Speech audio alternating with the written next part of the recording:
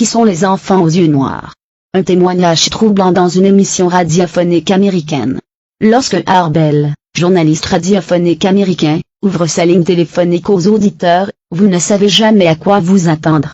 Ce fut le cas le 24 juillet 2015, lors de son émission Minute in the Deserts Open Line Show, et le retour tant attendu du Open Time Line, NDT, plage horaire dédiée au libre-échange.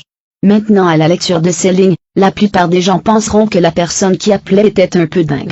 Peut-être qu'il était. Mais l'histoire qu'il partageait a mis en lumière des infos troublantes à propos de ceux qu'on appelle les enfants aux yeux noirs. Ces enfants terribles avec des yeux noirs comme des yeux de requin, seraient en fait voyageurs du temps?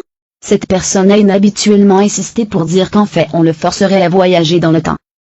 Chaque fois que cela arrive à moi, je perds un peu de qui j'ai l'habitude d'être, Monsieur Bell. Chaque fois qu'il me force à voyager dans le temps, je perds un peu de moi-même, je dois avertir vos auditeurs. Ne pas répondre à ces enfants avec des yeux noirs. Ils sont réels, M. Bell. Ils sont très réels, et ils vont vous emmener. Ils ne vont pas vous tuer, mais ils vont vous faire disparaître. Votre âme, M. Bell, a disparu. Ils prendront votre âme.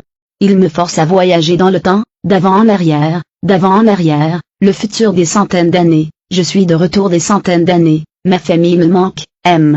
Bell. Je l'ai eu une femme, j'avais des enfants, mais je suis perdu dans le temps. Je les ai perdus. Je ne peux même pas me rappeler à quoi ils ressemblent, parce que quand je ferme les yeux, je ne vois que ces enfants me regarder sans âme, me forçant à leur être soumis. Curieusement, un article de la revue Mysterious Universe publié le 29 janvier 2013 rapporte une rencontre en Pennsylvanie, dans laquelle la victime décrit les enfants comme étrangement déconnectés de la réalité ou peut-être du temps. La première chose qui m'a frappé aussi bizarre était leur tenue vestimentaire, dit Jeanquin.